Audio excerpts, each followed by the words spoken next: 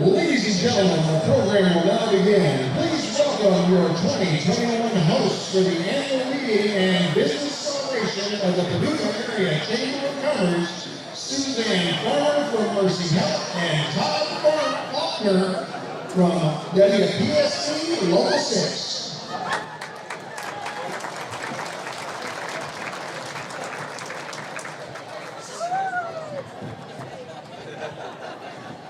No, we'll just do that. Okay. Little vibe. Well, good evening, everyone, and welcome to the Paducah Area Chamber of Commerce's annual meeting and business celebration. I'm Suzanne Farmer with Mercy Health, and joining me is co-host Todd Faulkner with WPSD Local 6. Thank you, Suzanne. I'm excited to be here. It is really exciting to see your smiling face, all the smiling faces out there. And let's be honest, it's great to see everybody back together again. Let's give ourselves a round of applause. Yes. Agree. And you know, I think it's very nice to have an occasion to wear lipstick. Ladies, know what I'm saying here? I even bought a new tube, for tonight, but I haven't bought a tube of lipstick in like over a year, so you buy one. Do you like my shade? It looks very nice. I can't speak to the lipstick, but it looks great on you. Thank you. And it's great being able to get dressed up for tonight, right, Suzanne? Oh, I think so, and I'll be honest. So over the past year, I think myself, and probably many included, have only had to worry about dressing from the waist up, right? Okay? And if you own stretchy pants, leggings, yoga pants, elastic waistband pants, raise your hand and say yeehaw because you rocked them out. You know you did. And I didn't really think it was appropriate to wear them tonight, but maybe next time we have a stretchy pant event. Well, at the station on TV, you see me with the jacket and the shirt and the tie. I'm not saying I was wearing Tommy Bahama shorts underneath. I'm just saying I own a pair of Tommy Bahama shorts. So that's a nice visual for us the next time Thank you very much. Watching the news tonight, yeah. All right, it's called the Zoom effect, though, right? Who knew about Zoom? Who could spell Zoom? Well, and I think we've all changed our lives in many ways and learned words maybe and things that are at the top of our mind that maybe you weren't before, like words like pivoted and unprecedented and now more than ever. I mean, Todd, I know you probably feel the same way.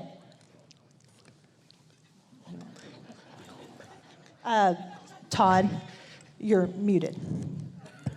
Can you hear me now? Oh, for We good? crying out loud. All right, Zoom effect. It works. Hey, Todd, you are back on. Anybody relate to that one? Yeah. Than being the muted problem. Oh, my.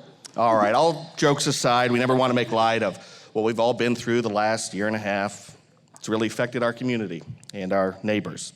The Chamber knows how challenging this pandemic has been on businesses and individuals, but we're here tonight. We're masked up, we're separated, and we continue to gather safely. We want to keep business open and moving forward in the safest manner possible. Tonight, we want to especially honor those who overcame obstacles and who made a difference in 2020, because no one knows better than our business community how to pivot and how to adapt. They found new ways of doing business, and tonight we want to celebrate their teamwork, celebrate their tenacity.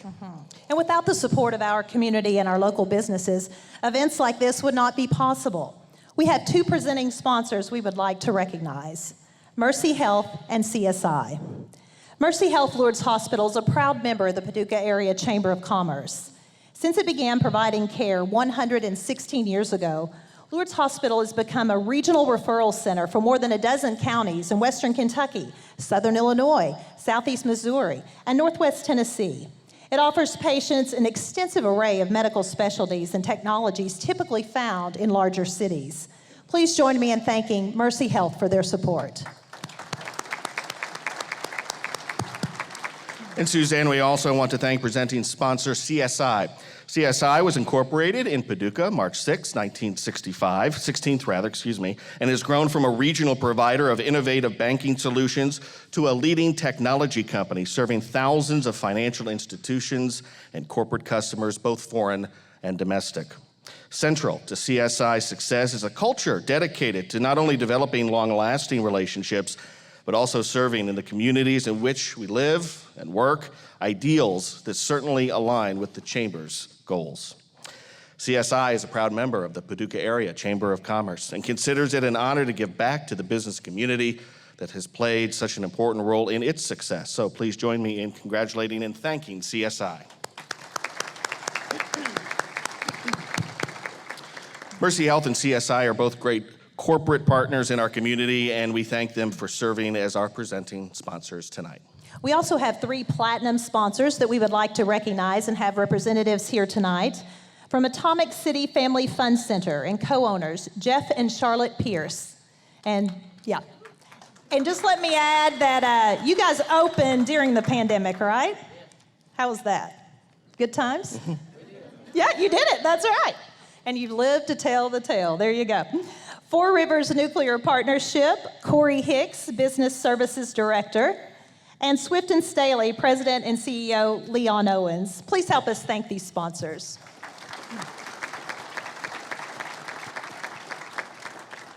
Tonight we have some special thank yous, recognitions, and some chamber business. Also some very special local citizens and businesses to recognize with our annual awards. All right, so Suzanne, let's get started. We would like to briefly recognize our gold sponsors this year, and we're going to ask the audience to please hold your applause until all have been introduced. Baptist Health Paducah, Community Financial Services Bank, Ingram Barge Company, Jackson Purchase Energy Corporation, and Big Rivers Electric Corporation. Paducah Bank, Peel and Holland Insurance, U.S. Bank, and WPSD Local 6. Please join me in thanking our gold sponsors. We also want to give a very special thanks to our silver, bronze, and small business sponsors, and their names have been scrolling on the screens throughout the banquet hall. We want to thank you very much. They're also printed in your programs. And we have a few special guests and elected officials to introduce, so again, please hold your applause until all have been introduced. From the office of Senate Majority Leader Mitch McConnell, Field Representative Morgan Alvey. With Congressman Comer's office, Senior Field Representative Marty Wiles, and Kentucky Court of Appeals Judge Chris McNeil. Paducah Mayor George Bray, and City Commissioners David Guess, Ronaldo Henderson, and Sandra Wilson. Also, McCracken County Judge Executive Craig Clymer, and County Commissioner Jeff Parker. Please join me in thanking them for their service. Tonight is the Chamber's annual meeting from 2020, and here for opening comments is President and CEO of the Paducah Area Chamber of Commerce, Sandra Wilson.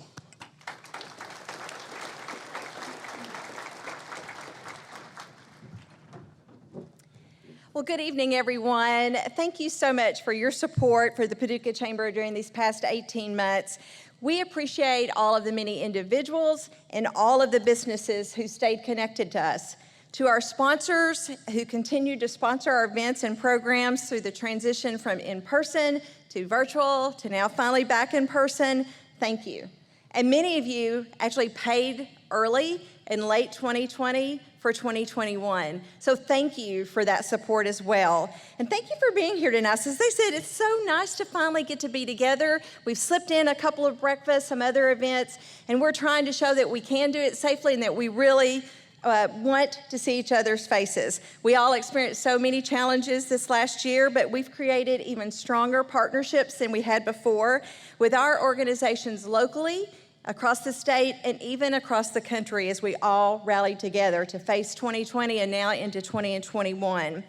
About 85% of the Paducah Chamber members are small businesses, and we're so happy to have them. And we started a small business committee, and I missed one meeting. And during that meeting, they came up with all these grand ideas about having a small business cohort, and could we bring a speaker in, and could we do all of this? So what did we say? Of course we could. So we started in the middle of the pandemic to help our small businesses, which we know is the lifeblood of our community, are a big part of it, and that's how we can grow and be stronger. We started the small business cohort. So I want to get to introduce them, and before I do that, but I want to thank our instructor that stayed with us and has also been our lead sponsor with Chris Wooldridge and the Murray State Center for Economic and Entrepreneurial Development. Thank you. Chris has been traveling to Paducah and meeting with them, counseling them, and having a lot of fun as well. So thank you, Chris. We appreciate it. And also I have to thank Paducah Bank and West Kentucky Community and Technical College for being a part of that sponsorship. So I want to introduce them. They're studying the book, Fix This Next. They're meeting, they're growing, and we're going to see great things happen with these businesses. I'm going to call your name, and then we'll have them stand up and give them a round of applause and recognize them. Mindy Carroll with Fresh Foodies, Brian Harlan, Wilson Office Solutions, Shalorn Hollowell Jeter, eXp Realty and Boss Management Development, Brent Hausman with Baird, Rosia Keeling with Rosia's, Willie Kearns, Smart Path Technology, Terry Lundberg Medical Imaging, Jan Matthews, Remax Realty Group, Tammy McIntyre, Papa Murphy's, Kim Morris, Geo Consultants, Chris Newman, Advantage Insurance Services, Brittany Nielsen, Open Door Accounting, Sonia Osman, Hannah Resource Group, Preston Roberts, ACS Airsoft, Tabitha Sanders, Heart and Soul Interiors, Abby Shelton, Rose Garden Florist, and Patrick Wyatt, White Financial Group. And let me say there are two others that are working very closely with this group. I want to give a shout out to Katie Englert with Compass Counseling and Chicken Salad Chick, and Chris Hill with Entrepreneuring for being our advisor. So now you guys all stand up and let us give you a round of applause and recognize them.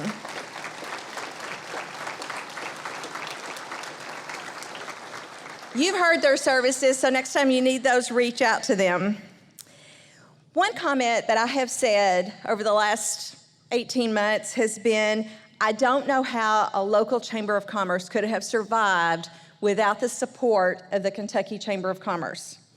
I don't know how any business could have survived in the state of Kentucky without the Kentucky Chamber and their resources. So tonight, we are so thrilled to have with us the president of the Kentucky Chamber to just make some few comments. They've been an invaluable resource for information, advocacy, and so much more.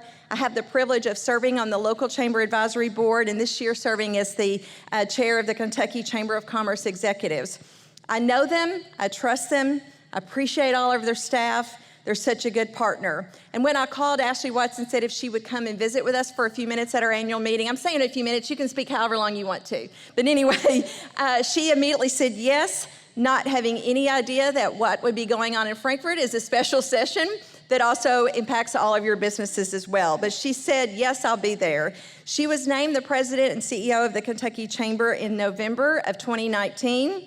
Yep, right time, good timing, right before everything happened. She joined the chamber, though, in November of 2012. So we were all knew her and so proud when she was named to that position because she had led us through a lot of great legislation to be passed for the Kentucky Chamber that impacts all of your businesses. Please welcome our good friend, Ashley Watts, to be with us tonight.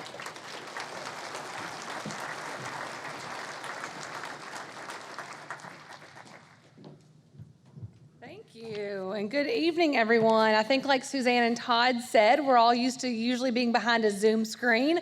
So hopefully this is like riding a bike and I'll just get right back into it. But it's been a while since I've talked to an audience of quite this size. So I am thrilled to be here. I did tell Sandra when she called, these days, if you invite me, I will show up. As an extroverted chamber person, obviously the last year and a half of being at home and homeschooling and working from home and being behind a computer screen has been difficult. So I'm so proud that you all here at the Paducah Chamber have really been able to do this in a safe way and get back together and be part of the community like this. So I just want to say thank you.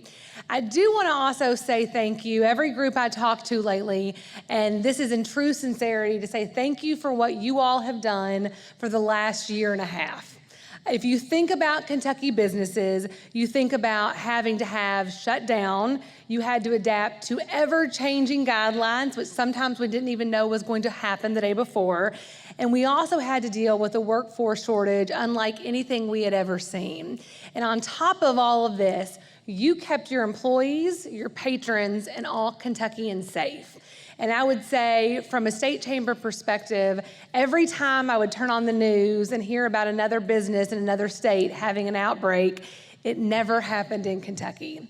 You all did such a wonderful job of pivoting, the key word of 2020 and 2021, to really make sure that you could pivot, you could keep your businesses open, you could keep our economy going, and you could keep everyone safe, all while doing it at the same time. So the last year and a half, we know that COVID-19 has not only been a horrific public health experience, but it's also been a huge impact on our workforce and economy. And when Sandra called to talk to me about doing this, she said, try to say something uplifting. So I'm gonna give you a little bit of bad news, but I promise you I will end it on a positive note. So last March, we all remember where we were when we kind of got the news of what was going on. And very quickly, Kentucky's economy went from being booming, we had a booming economy, a booming workforce, to overnight having the highest unemployment rate in the nation. We had the highest unemployment rate of all 50 states. Since last March, which is about 18 months from now, we have lost 100,000 people out of our workforce. So 100,000 people left their jobs last March for a myriad of reasons, which we'll talk about in a minute, but they have not re-entered the workforce. Here in Kentucky, we have always struggled with workforce participation, which is a little different than unemployment insurance. Workforce participation is the number of able-bodied people who can go to work. And for years, we had really been moving in the right track. We had been getting people trained and educated and fitting into the right jobs. And very quickly overnight, we went back to the bottom of the list. We now stand, of all 50 states, 48th in the nation in terms of workforce participation. Only Mississippi and West Virginia kind of have less workers than we do. And I know I'm probably preaching to the choir here because I'm probably sure most of you all are in desperate need for workers. But this is absolutely one of the parts of the pandemic that will not be fixed overnight. We have here in Kentucky, and this is kind of a shocking revelation, we have a little bit over half of our working population actually working. Just a little bit over 50% of the people that could work in Kentucky are actually working. And this, of course, we've often said, is a multifaceted problem that has multifaceted solutions. It didn't happen overnight, and it's not going to be fixed overnight. And you may wonder, why did this happen to Kentucky more than other states? Everyone had COVID-19. We were all dealing with shutdowns and different requirements. And it's really for many different reasons. One of the main reasons is Kentucky is a manufacturing state. We're very fortunate that we are a state that makes things.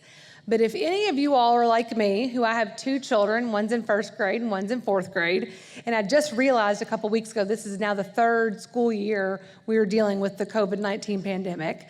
If you are like me, you had to do a lot of your work from the kitchen table. There were many Zooms that I participated with Sandra and probably many of you all, where I was sitting at my dining room table, where my kids were in the living room or in their rooms doing their Zoom school. If you are in a position where you make something, you can't make a car from your kitchen table. So a lot of people were in a very tough decision of what do they do? Do they stay at home with their children? Do they go back to work?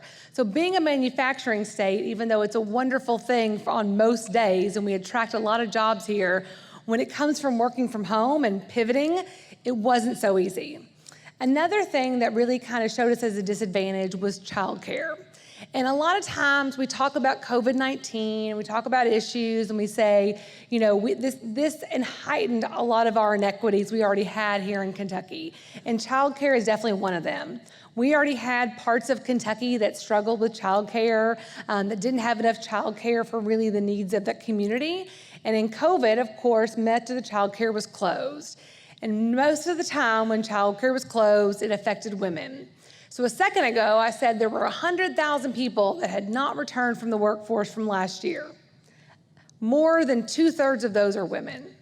So 3 times the number of women have lost their job over the span of the last 18 months than men. And a lot of that has to do with childcare and really the state of education having to do virtual school.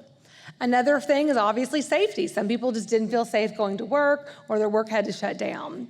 And then lastly, we have to talk about the federal unemployment benefits when we talk about workforce here in Kentucky. And just this past weekend, those benefits did expire. So in case you guys did not know, over the last 18 months, If you were on unemployment insurance benefits, you were allowed to get $300 extra a week on top of the state benefits. Those have now expired. So all of these things were kind of the perfect storm that led to us losing 100,000 people in the last year in the workforce. So we're hoping that these numbers come up, but this, on top of obviously the health struggle we've all been facing, is really one of the main things that we at the Chamber are working on. So we are obviously at the State Chamber encouraging everyone to get vaccinated. We know that that is the path to recovery. And as much as there is to overcome, Kentucky really is in a great spot to rebound from the last year and a half. So here's where the positive part comes in, I promise you. But a couple changes need to occur. And this is where the advocacy of the business community and everyone in this room comes into play. So this past year, hopefully all of you all participated in the census. So I've never really gotten much into the census, but over the last few months, I have really dug into the data of the census because it literally gives you a map of what we need to do to grow our state. And we know which states are growing and which states are not. And Kentucky grew a little bit, but we didn't grow very much. We can do better. And we saw states like Tennessee and Texas and North Carolina that were booming, that were bursting at the seams with population and new growth and new business and good paying jobs. And they all have something in common. They all have a better tax climate than we do. They all invest more in education and in infrastructure than we do. They're healthier than we are. And when all of these things come together, they are able to compete on that stage.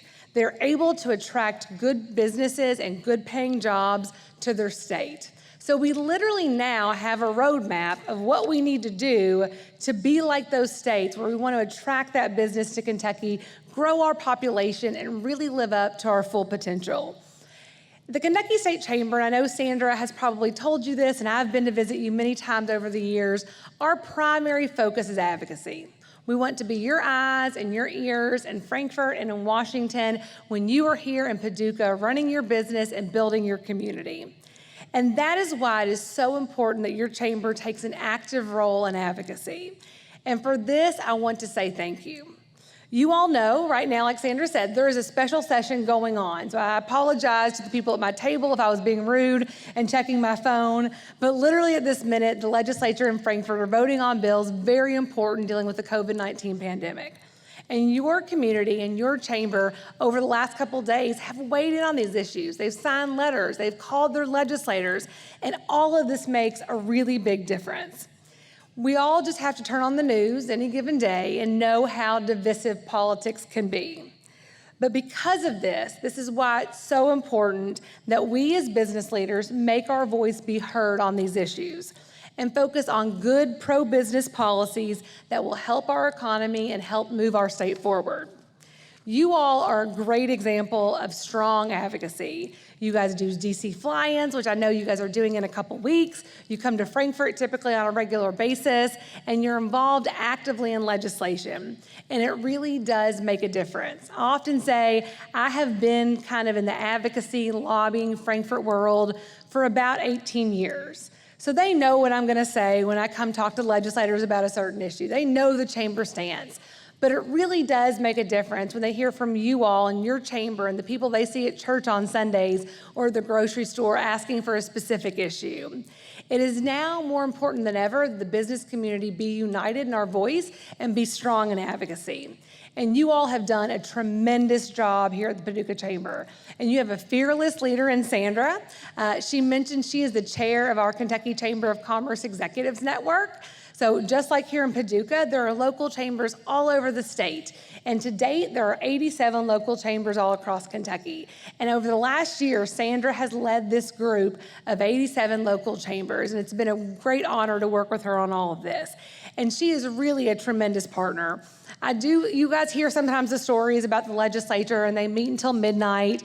And back many, many years ago before computers, they would actually stop the clocks on the wall and then run past midnight. But since computers were around, they can't really do that anymore. But now they literally go until midnight. They'll probably go until midnight tonight.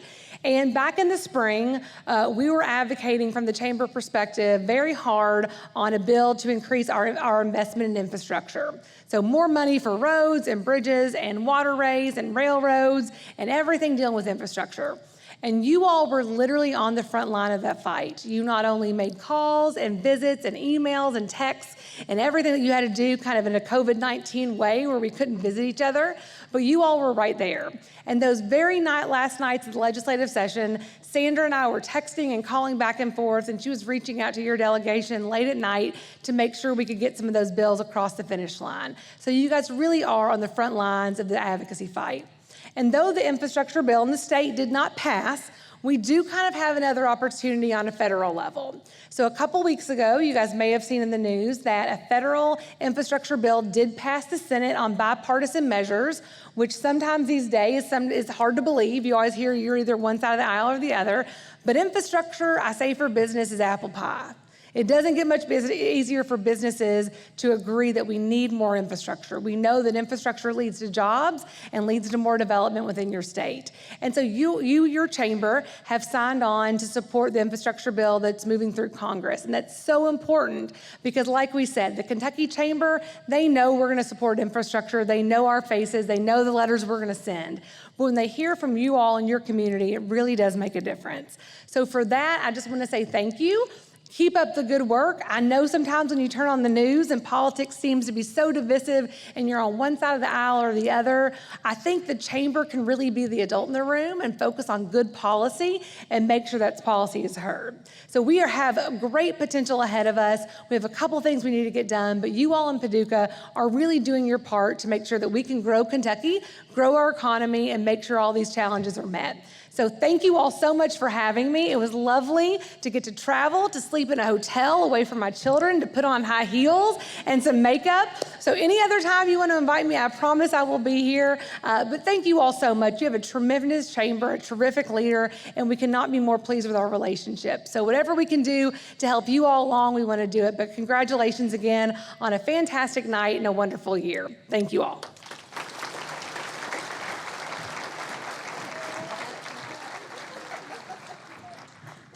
Well, thank you, Ashley. We really appreciate you making the trip and getting away from Frankfort for a few hours. We do have just a little bit of chamber business to do. You know, we had board members that rolled off in December, and I want to thank them. Tom Clayton with Paducah Bank, Jim Dudley, Daniel Jones with Strawberry Hills Pharmacy, Mike Lawson, MP Lawson Construction, Craig Rice with Atmos Energy, and Sean Washer with HDR Engineering. I also want to say a special thank you to the chamber staff who've hung in there and stayed with us throughout all of this time. Thank you to Jill Hester, our Vice President of Operations, to Carrie Dillard, our Program and Public Policy Director, Molly Thompson, our Member Services Director, and Cindy Fuller as our Administrative Assistant. And two of them, this is their first annual meeting. So thank you all.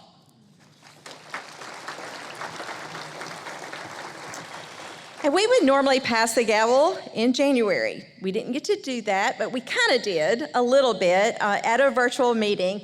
Our 2020 board chair, Chad Byer, was recognized for his service at that breakfast, but we just couldn't let that be our final goodbye. Leadership is critical during times of uncertainty, and Chad Byer stepped up. He never could have predicted what his year would be like, but he provided more leadership and more and more. We want to thank him for his advice and his counsel and his caring and his commitment. As a small business owner, he was steadfast regarding the chamber's mission to support businesses and be the guiding light throughout the pandemic. Chad's faith, which is a huge part of his life, was such a comfort as well during this time.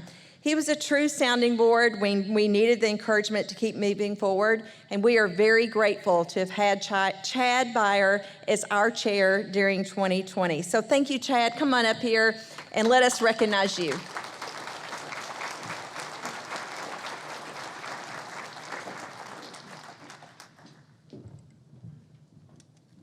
Thank you, Sandra, and thank you to each of you for being here tonight. Sandra, I don't know where you went. I want to start with you. I want to sincerely and publicly thank you. You are wise, you're encouraging, and your unwavering energy and commitment to Paducah and to the mission of the Chamber is inspiring. I think we made a great team. And I'm blessed to say that I got to serve alongside you. I also want to extend gratitude to the board, the staff, and our members. This unique collection of individuals and organizations makes our chamber the success that it is. I want to thank my team at I-5.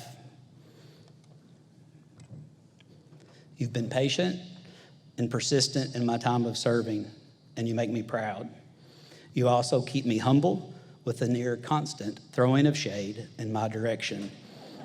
Thanks. No, really, thanks. My wife, my COVID-19 office mate, my sounding board, my not-so-silent partner, and who Sandra quickly learned was the one who keeps me on track. She gets me to where I'm supposed to be on time, and who makes me a better me. Deshay, I thank you for your support. I thank you for your patience and your encouragement.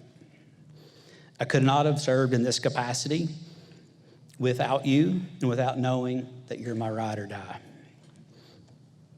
So in 2020, we got off to a strong start.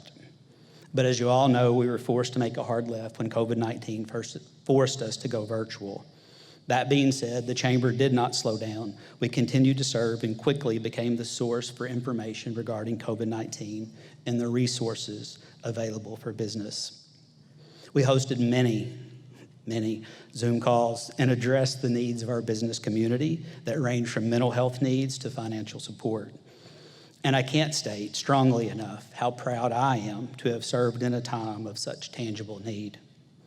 I'm proud of Sandra, and I'm proud of our staff for what the Chamber did in 2020.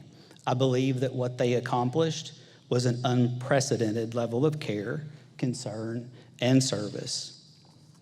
And I want to say thank you. And I ask if you would give them a round of applause to show our appreciation.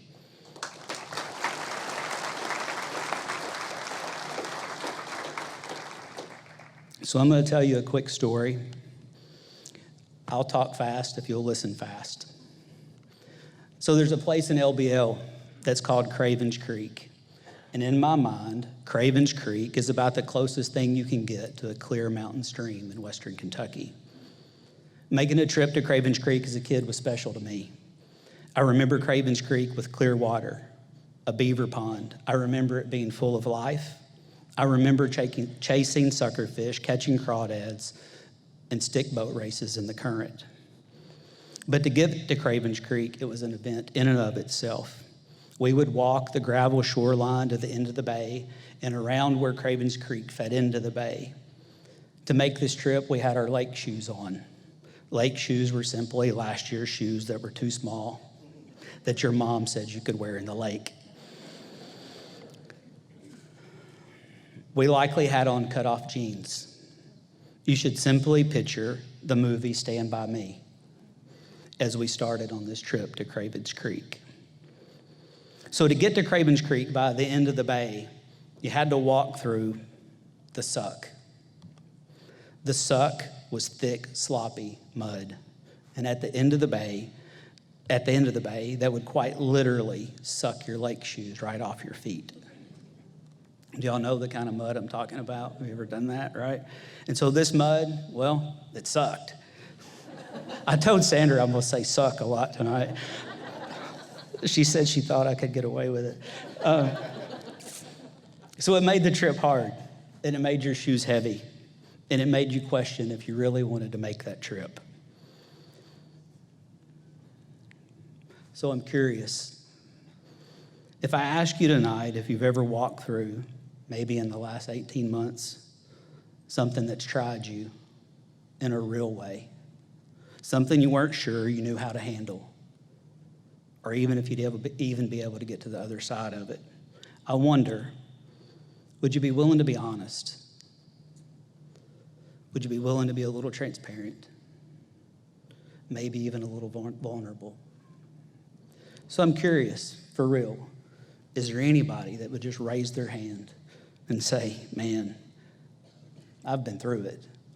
I've had a hard time. Is there anybody willing to raise their hand? Right? Keep your hands up, if you will. So I'll tell you what, didn't plan to share this. A year ago this week, I was in my second week of recovery, in the middle of COVID, having it. It sucked. So keep your hands up. If you've experienced any hardship, if you've gone through something that's hard in the last 18 months, I see 3 people. I mean, come on, guys. Don't lie to me. My whole speech hinges on this moment. So if you've gone through anything hard, just raise your hand. And now you'll look around. And so just remember that for just a second.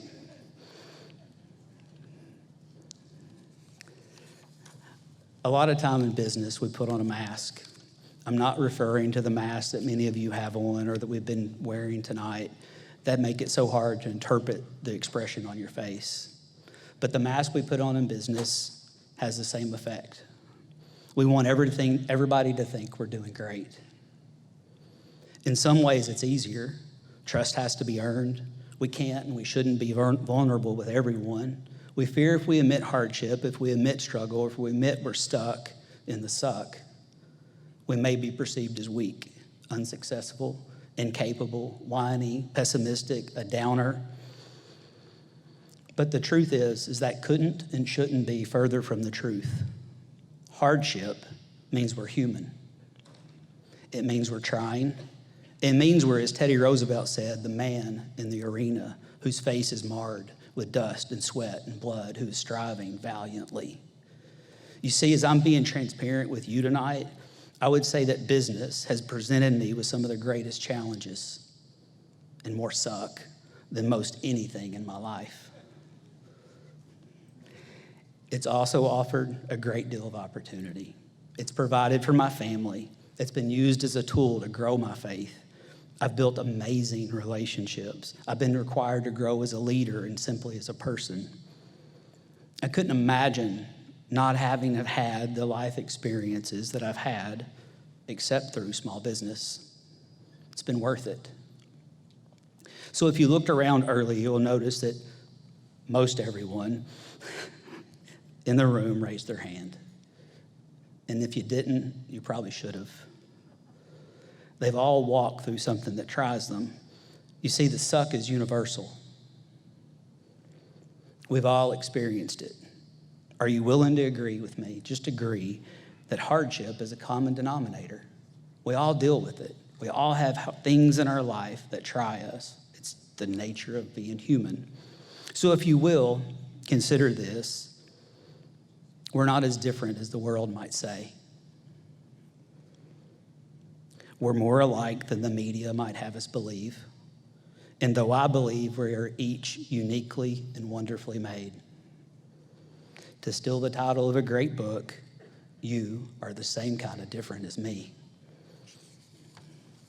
So as we made our way to Cravens Creek, there was always uncertainty, though it felt like adventure. We encountered snakes, one here or there. Literally, I remember a nest of 20 of them that we threw rocks at as we walked in the muddy shallows. We watched for alligator gars. We were certain they would attack. And of course, the mud. The mud could, would, and did suck the lake shoes off of our feet. We didn't want to make any of that trip shoeless. So what made all of this hardship and this uncertainty bearable? I think it was 2 things. I think it was perspective. Getting to a better place. It was an adventure. Man, we were going somewhere. Notice I said we. I don't think I ever made the journey to Cravens Creek without friends, my sister, or my cousins. We were all up for the adventure, and all of us going together made for a lot of laughs and memories. So the second thing that made the trip to Cravens Creek worth it was having a friend along, a team. A partner.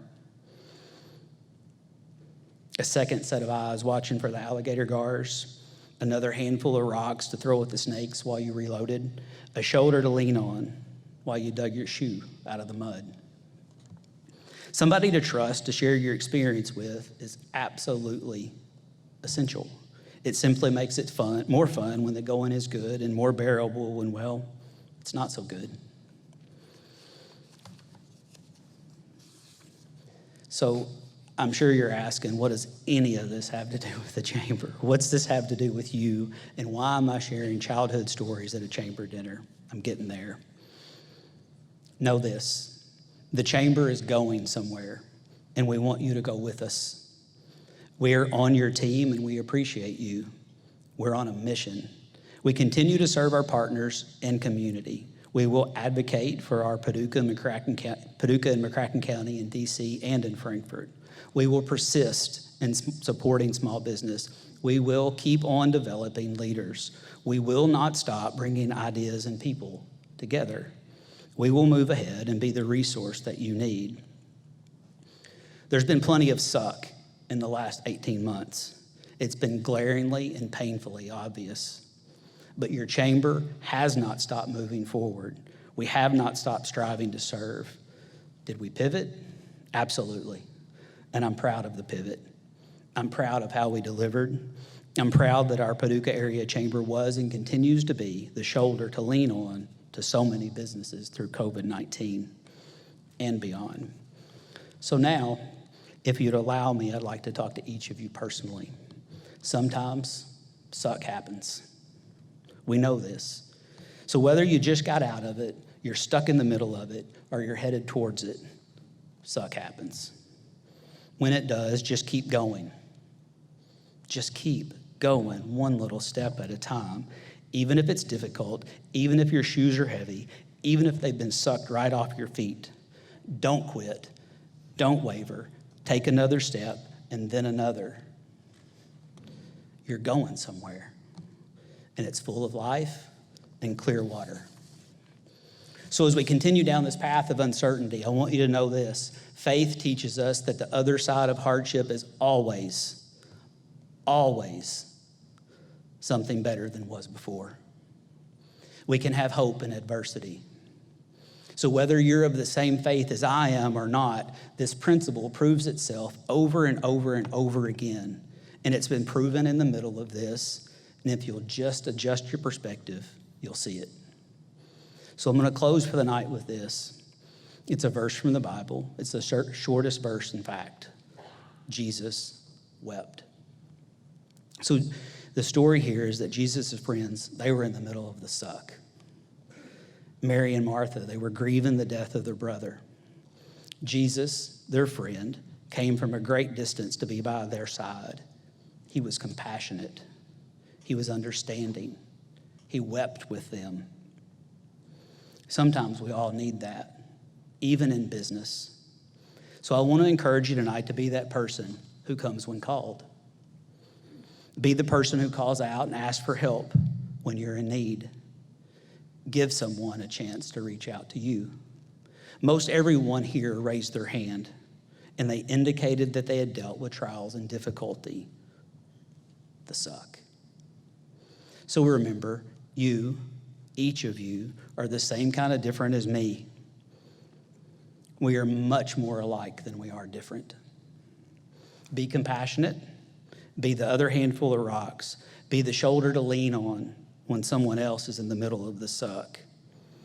And when they get their shoe back on, I bet they'll do the same thing for you when you're stuck in the suck. It's been an honor to serve. It's been an honor to share. I appreciate you letting me talk and just speak my mind. Sandra didn't script, so if I screwed it up, it was still her fault. Thanks for trusting me with this opportunity. It's truly been an honor. Now, it's my pleasure to introduce to you the 2021 board chair, Dr. Anton Reese. Dr. Reese.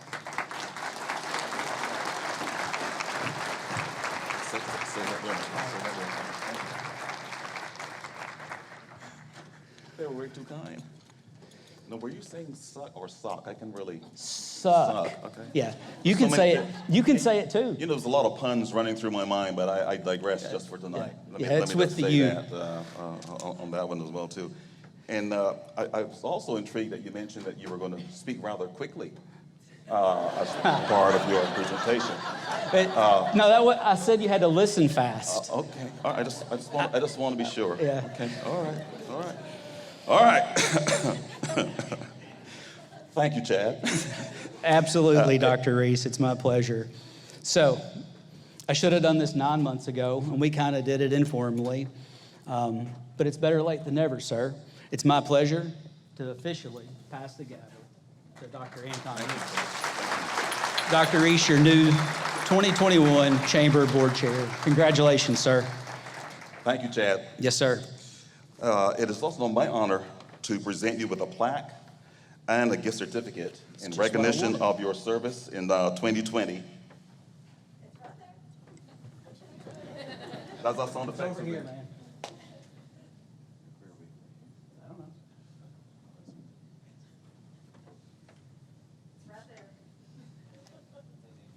Does that have my name on it? I got it.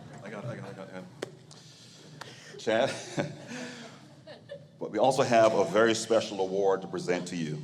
We want to thank Senator Danny Carroll, if he's here, for assisting us in obtaining the state's highest award to present to you, the Kentucky Colonel. Congratulations. Please join me in congratulating. Thank you.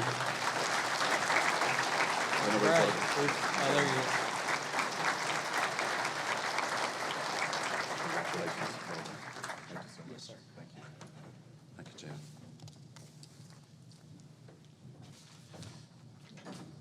All right. Is Chad cleared the stage yet? Whew. It's been a long 9 months, and I'm glad I finally get the gavel, and as a local global icon, I finally get the accolades that I deserve. Thank you very much. No, I'm just joking. Just joking. I'm indeed very, very thankful for this opportunity to serve as chair for 2021. For those who've had this unique opportunity to serve in this position, I think that there are probably three key consistent observations. That one, when you do become chair, you get an even closer look at a lot of the organizing, planning, stressing, advocacy prep. A lot of that we attribute clearly to the incredible team from the Chamber under the leadership of our good friend, President Wilson. As chair, you get the opportunity to be part of key conversations, as Ashley mentioned, around advocacy in various quarters, be it in Frankfurt or, as mentioned, in a couple of weeks in DC. You get to be in close to see that happening. As chair, you get an opportunity to work with an incredible executive board and board of directors. So if I can at this point, could the board of directors, could you all stand? Let's be recognized. Please give them a round of applause. They make this journey very, very, very special. We want to thank you and recognize you all for what you do.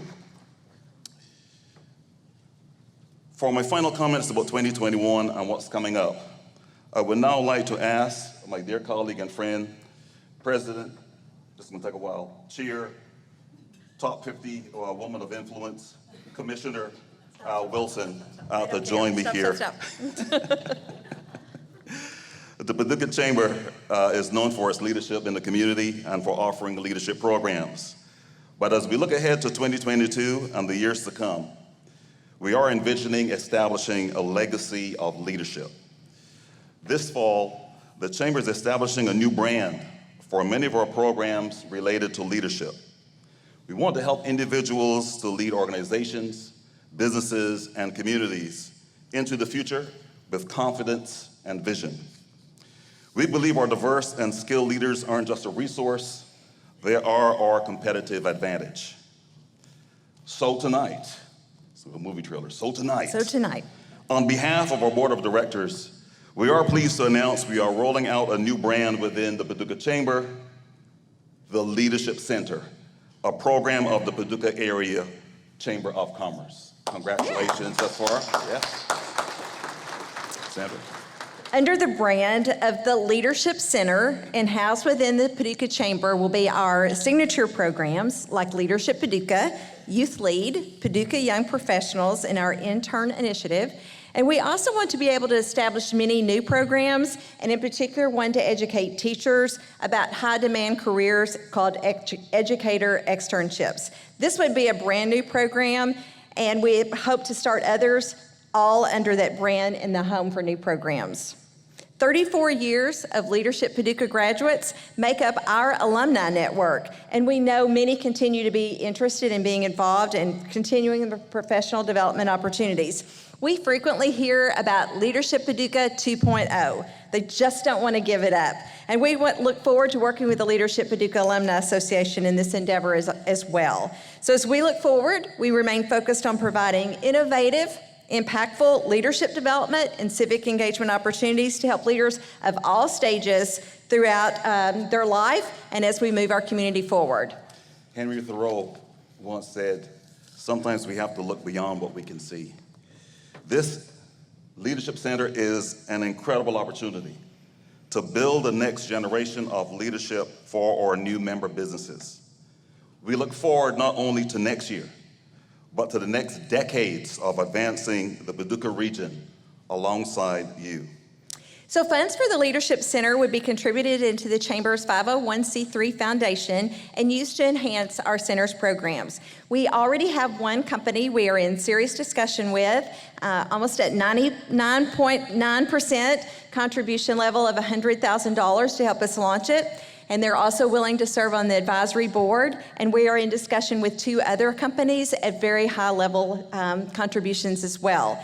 So while we have no plans for a capital campaign, we do plan to work with corporate partners because we really want to enhance the programs that we're going to provide under this new brand of the Leadership Center. So let's be clear, we still have work to do, but the Leadership Center will engage people from across the region. We want to hear how we're leading and where we fall short. That way we can ensure the inclusivity, collaboration, shared vision, leadership, and the responsibility to continue to inspire future generations to make this an even stronger community for all who live here. So thank you. Thank you for your continued support of the Paducah Chamber, and stay tuned as we continue to be the leading organization in our region. I'm now going to turn the program back over to our wonderful MC, Suzanne Farmer, who is carrying Todd Faulkner tonight for the annual award. And with that, I will gavel out.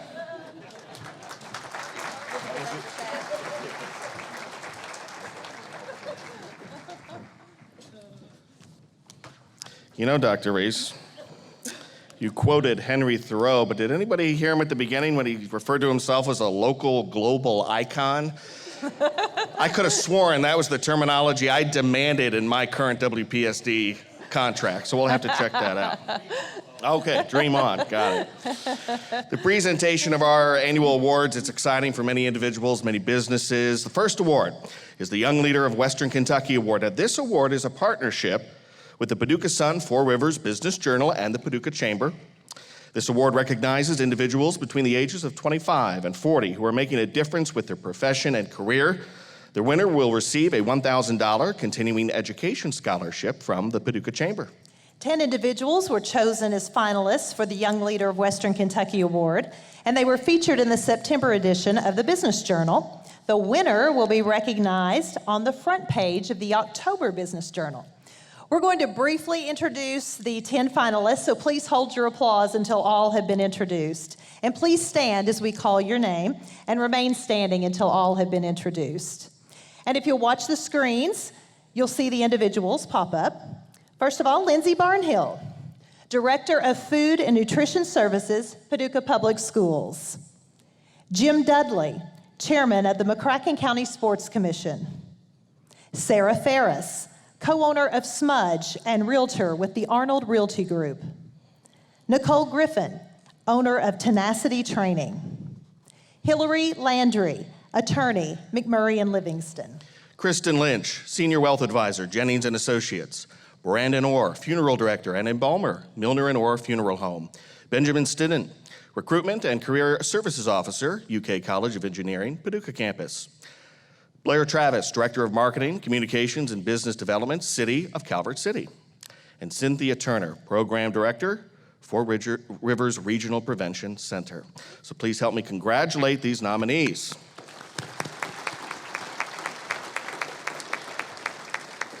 And presenting the award this evening is Mr. Bill Evans, publisher of the Paducah Sun. Bill? Either one. I'm in the office with you. I trust your cute cooties. So I don't know about your cooties. Allow me one quick note here, two quick notes. Chad, that was the most meaningful speech I've heard at a chamber event in all my years of attending the chamber event. Thank you. Before I announce tonight's winner, I want to thank my team at the Paducah Sun, David Zoller, who leads the Business Journal, and General Manager Matt Jones for their work and the work of countless others in putting this together. So when it comes to making a positive impact on the community, our 2020 Young Leader of Western Kentucky really raises the bar. Our young leader possesses a firm commitment to professional growth, matched only by a passion for programs that benefit others. Our honoree is board certified in a variety of community causes, from COVID relief for families to saving the Columbia. Our young leader's leadership qualities have been recognized as outstanding by a panel of peers. Our recipient has helped recognize the outstanding effort of others in the community, successfully nominating past chamber nonprofit and Summit Award winners. Please join me in congratulating our 2020 Young Leader of Western Kentucky, Hillary Chambers Landry.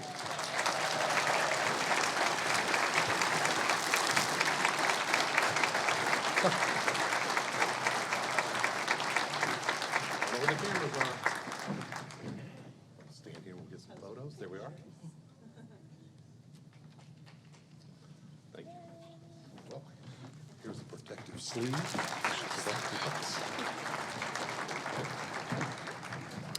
Thank you, Bill. Congratulations again to our Young Leader of the Year, Hillary Chambers Landry. Our next award will be presented by the Leadership Paducah Alumni Association to the Outstanding Alum. Presenting the award is Crystal Rothrock, President of the Leadership Paducah Alumni Association Board of Directors. This group is the alumni organization for Leadership Paducah graduates.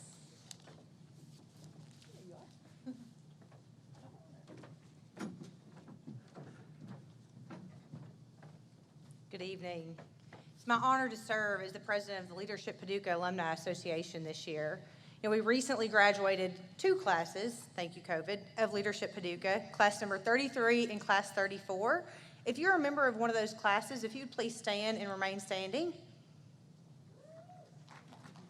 Round of applause for them. Remain standing. And now, if you were in any Leadership Paducah class, we're now in class 35, would you please stand?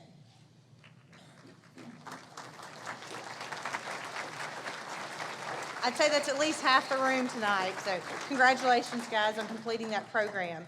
We are very proud of that program, and we are very proud to be partnering with the Chamber on the Leadership Center. We're very excited about that opportunity and what that's going to bring to our community. So, Leadership Paducah is a great program coordinated by the Chamber and involves some of the best upcoming leaders in our community, some of which you've just seen. Each year, the Leadership Paducah Alumni Association Board has the opportunity to recognize an alum that we believe has gone above and beyond in our community. Our honoree tonight has held such leadership positions as Vice President of Corporate Development, Executive Vice President, President and Chief Operating Officer, and Chief Executive Officer. He earned a Bachelor's of Science degree from Murray State University, where he also received the Distinguished Alumni Award. He is a current director and past chairman of the Baptist Health Paducah Administrative Board of Directors, and serves as the chair of the Lifeline Recovery Center Board, and was recently appointed by Governor Beshear to a statewide advisory committee called Second Chance Pathways to Recovery, which will focus on funding and treatment of substance abuse recovery. He is the executive chairman of CSI's Board of Directors and leads the company's audit, risk, and acquisition teams. Prior to his current role, he served as CSI's president and chief operating officer from 1999 until 2021, only the second person in the company's history to hold that role. It is my honor tonight to announce Steve Powless as the recipient of this year's Outstanding Leadership Paducah Alumni Award.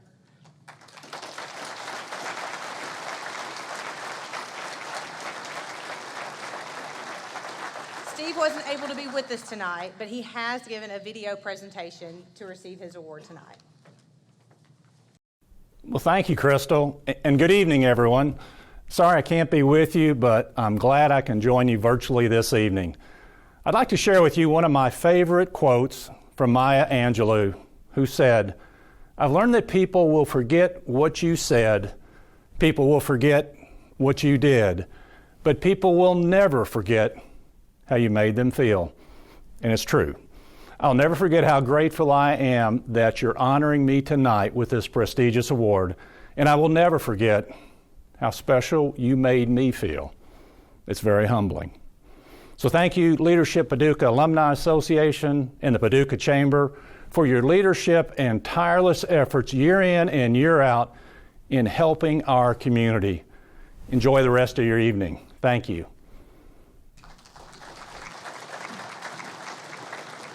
Joining us on stage for the Chamber Award presentation is now Chad Beyer, the 2020 Board Chair.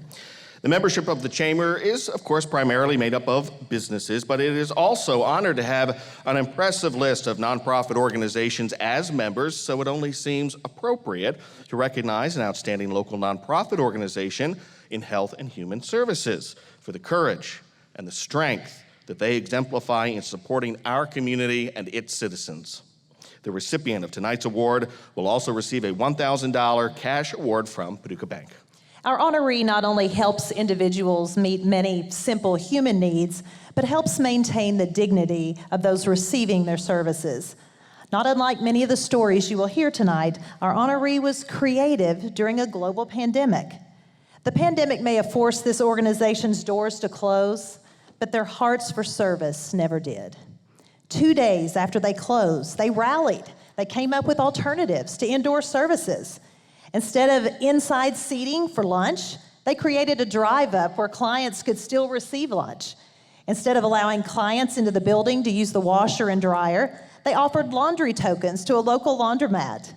Instead of opening the warming center for overnight comfort and safety during the brutal winter, they provided lodging at various local motels.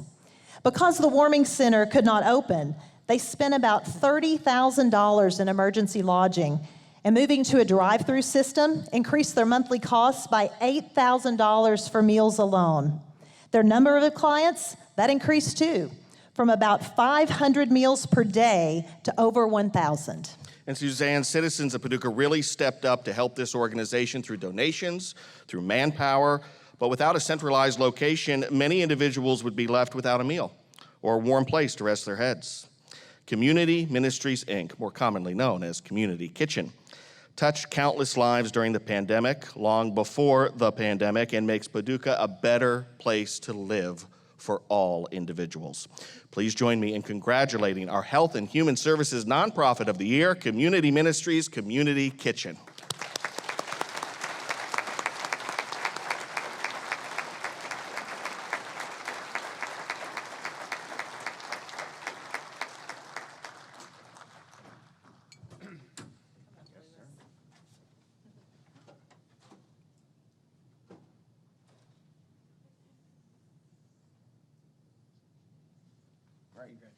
Can I say a few words? How much time have we got left? Get the gong out, right? We're gonna have to gong him off. I never pass up an opportunity to speak, and tonight certainly is an honor. And I want to thank the Chamber.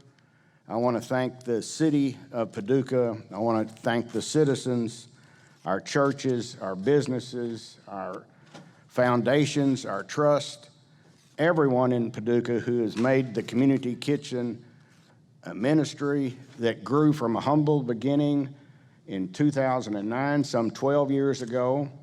It began in a small annex of what was then the New Covenant Church on Jefferson and Broadway there. Probably the first day and the first week, they served a total of 30 guests that day, a warm lunch. And it has grown. In 2019, we moved to the present location, which is on Martin Luther King Drive, and haven't looked back since then. We've talked a lot about tonight the COVID impact COVID was a major impact to the community kitchen. Prior to the COVID, we were serving approximately 400 guests, children, adults, with warm, nutritious lunch meal. Often it was the only meal that these people receive for the day. That number increased during COVID. From 2019, we served approximately 100,000 meals. In 2020, that number more than doubled, 200,000 meals. And these aren't sandwiches and crackers. These are warm, nutritious meals that we've served and given away to people in need. The community kitchen also saw the need for housing, temporary housing, for hundreds and hundreds of people. Just a quick story. Tonight, or late this afternoon, they were closing up the kitchen. A man pulls up in a truck that's barely running. He's got a 5-month-old baby with him. His wife was in jail, and he didn't have any place to spend the night. And someone told him to come see the community kitchen. Obviously, they provided shelter for him, and during this past year, 2020, I know the number is over $100,000 that we spent just putting people up temporarily in motels. And it's a hard way to do it, but there's a tremendous need out there. And the thanks goes to the people of Paducah, and of course it is a ministry, and we must give all the glory to God.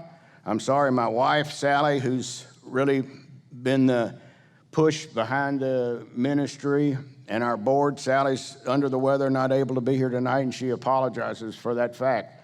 But we want to thank everybody that has anything to do with the success of the kitchen. We also have over 400 volunteers that take shifts and are there every day to cook the food, serve the food, clean up after the food's been cooked, and pass the food out. We have social workers that tend to the needs the best we can of so many problems that exist in our society today.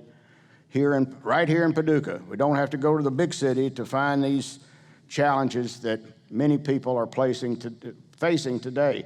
They're right here in Paducah, and I want to say for sure we couldn't make it without these volunteers and the help from the community. Paducah is, you've heard this before, I'm sure, I would say it's one of the best or the most active community as far as reaching out and helping people in need through the different ministries and through the nonprofits.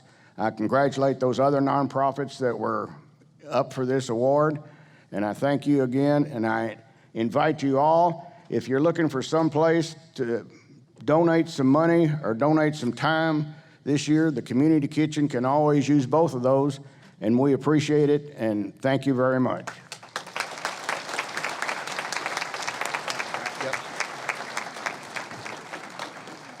Thank you, Lewis, and give Sally our best.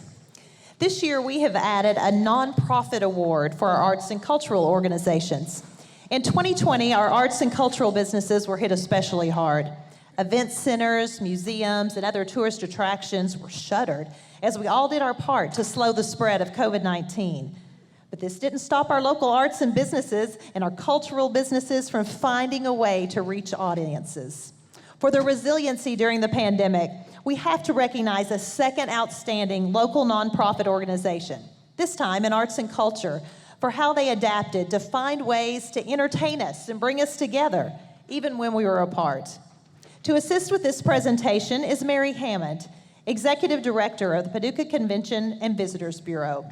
The recipient of this award will also receive a cash award from the CVB. Our honoree has had underway a massive fundraising effort to expand its campus, renovating 44,000 square feet of space and significant upgrades to 10 historic buildings downtown. The addition and restoration of the properties will allow every aspect of performing arts education. This forward-thinking approach will provide revenue-generating opportunities to help sustain this organization for generations to come. When pandemic restrictions were imposed, the creative and experienced staff at this arts organization quickly began to adapt, "The show must go on" has indeed been their battle cry. They made another infrastructure investment to maximize programming through a new outdoor courtyard theater. The addition of a portable stage, canopy, and fence created a space where sound and lighting equipment could be secured. They will receive a $500 award from the Paducah Convention and Visitors Bureau. Please join me in congratulating our Arts and Culture Nonprofit of the Year, Market House Theater.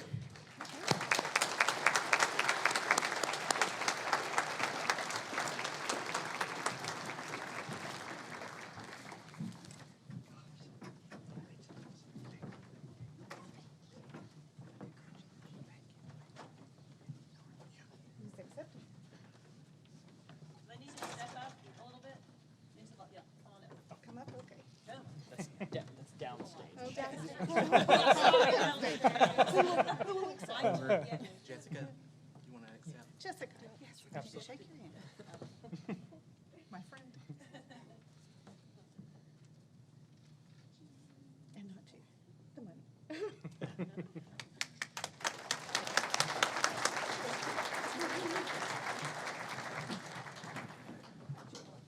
You guys did great. I know it's awkward to stand there and have everybody stare at you while you have your picture taken. Oh, no, I like it, Suzanne. Do you? Yeah, Okay. it's fun.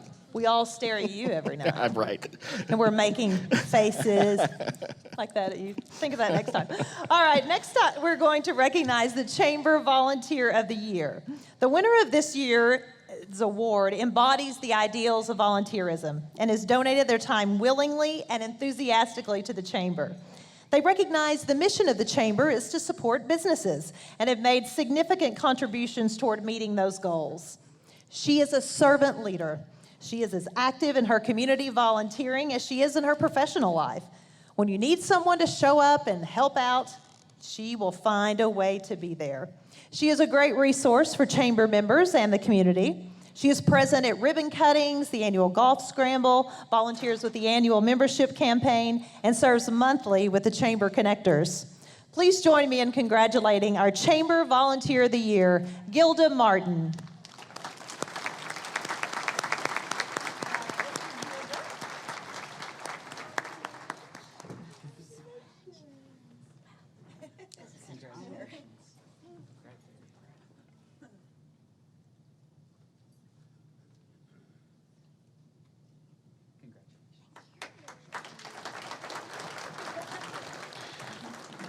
For our next award, Corey Hicks, Business Services Director with Four Rivers Nuclear Partnership, will assist with the award presentation. The Citizen of the Year award is one that is not presented every year, and it is reserved for a very special presentation. This person dedicated much of her life toward helping others and advocating for those affected by domestic violence. She was a forward thinker, a community activist, and looked for opportunities to advocate for people who could not speak or advocate for themselves. She transformed the lives of thousands of men and women and children through her compassion and through her dedication. From a small group of people who opened up their homes to people in need, her nonprofit grew to serve around 1,000 people a year through its 36-bed emergency shelter, 24-hour crisis line, programs, and services. Today, it provides shelter for 250 to 350 people a year. Although we lost her this year, she leaves behind a life-changing legacy for our community. Tonight, we honor posthumously Merriman Kemp, founder of the Merriman House Domestic Violence Center, as Citizen of the Year. Accepting the award on behalf of the Merriman's family is Dr. Mary Foley, the Executive Director of the Merriman House.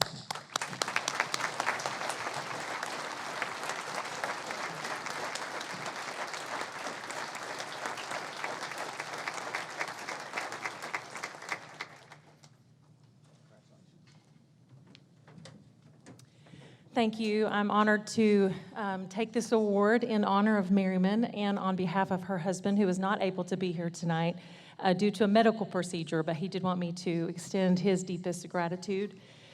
And I was thinking just about so many things we could say about someone like Merriman. You just know her just as Merriman. And what I wanted to just leave with you guys tonight is the last year of her life, I was able to sit down with her and have her capture on video the history of the Merriman House so we wouldn't lose it. And In that video, she said something that struck me. She said, "My parents taught me to leave this planet better than when I found it." She said, in other words, we all leave a footprint, so make sure you do more good than you do harm while you're here. She then went on to say, if you see something, do something. She said, put legs to it. Do something. And if you ever received correspondence from Merriman, she always signed her emails, love, peace, and courage. And she said in that interview with me, she said, I guess of all of those things, I often became discouraged by the lack of courage that sometimes people would demonstrate when they saw a need. She said, so make sure that you keep your courage. And she said, it's been a grand life. So I guess on behalf of her and the Merriman House, I just want to remind all of you to find some love, some peace, but certainly don't lose your courage. When you come to the end of your journey, may you also say, it's been a grand life. Thank you.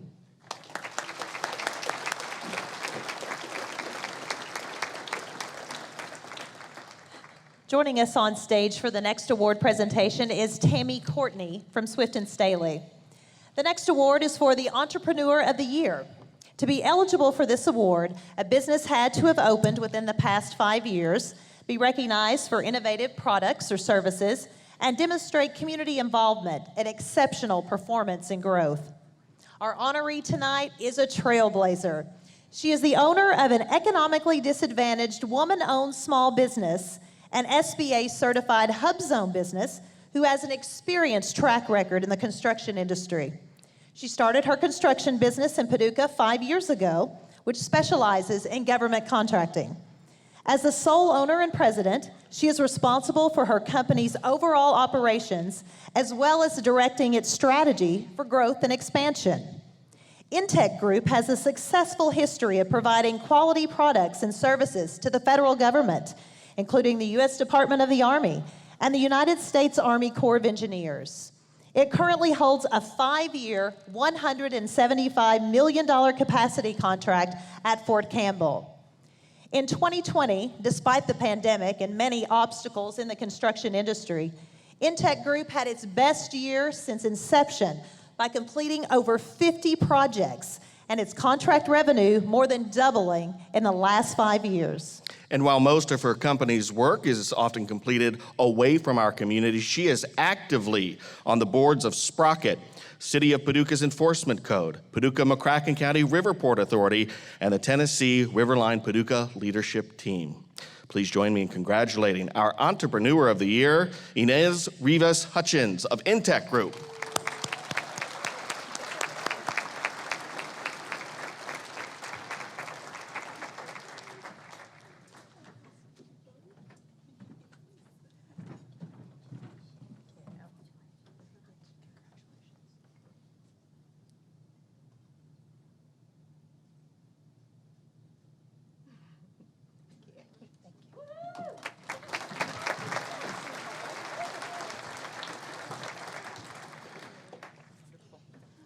Our next award is for the Small Business of the Year, and Jeff and Charlotte Pierce of Atomic City Family Fund Center will assist with our award presentation. This small business has shown it has staying power.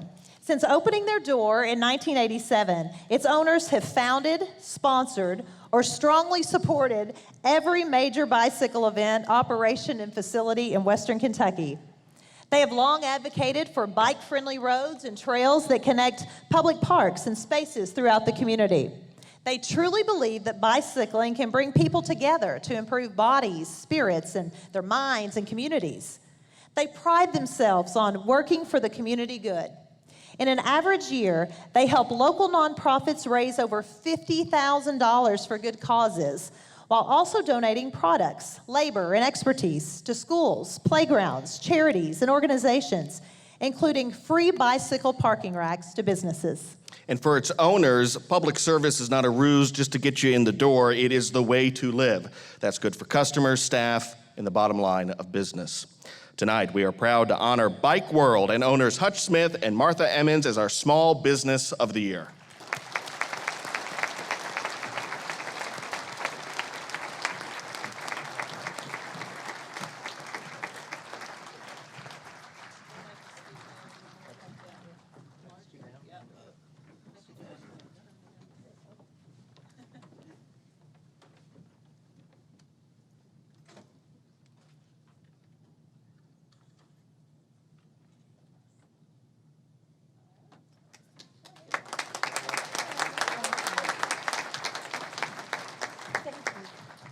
If you had known, you could have rode your bicycles up here, right? Probably outside.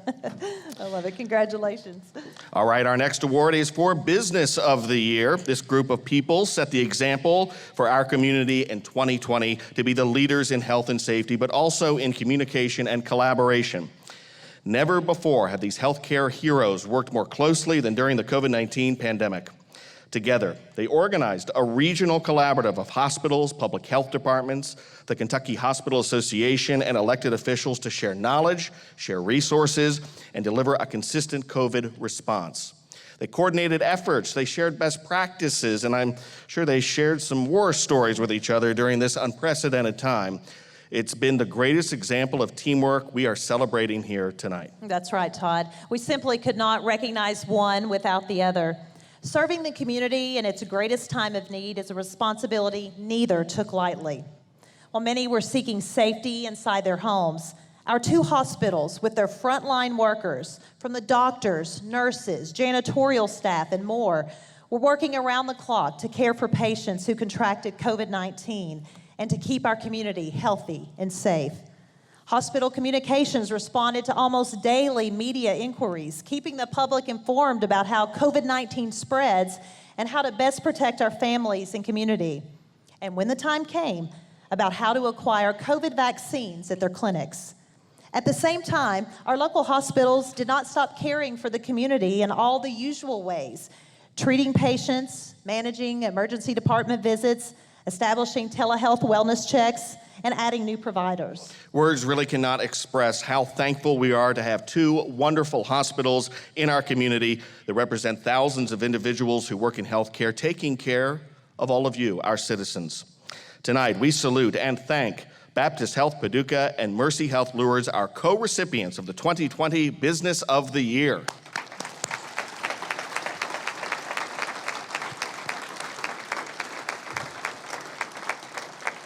We have video messages. First, we'll hear from Chris Rohde, Baptist Health Paducah President. Thank you. It's an honor to receive the award of Business of the Year. I want to really thank the associates here at Baptist Health Paducah. It's certainly been a challenging year, or actually the last 18 months have been a real challenge for us, and we could not have gotten through this without their dedication, their loyalty, and their support. So I certainly appreciate all the hard work of all of our associates here. I also want to thank my friends over at Mercy Lourdes for their collaboration. So my thanks also to Mike Youngman and your team, and congratulations to you as well. And now a video message from Mike Youngman, Mercy Health Kentucky Market President. Let's listen. I thank the Paducah Area Chamber of Commerce for recognizing Mercy Health Lourdes Hospital as a Business of the Year. While it's my privilege to accept this award on behalf of Lourdes Hospital, I would like to honor our amazing team of nurses, doctors, care teams, and support service associates for all that they have done and continue to do to compassionately and expertly care for our community and each other during these most difficult times. To all my associates, my friends at Mercy Health, and to each of your families, thank you for your tireless efforts and sacrifice.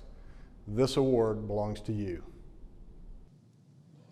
And now please join me in congratulating all of tonight's award winners.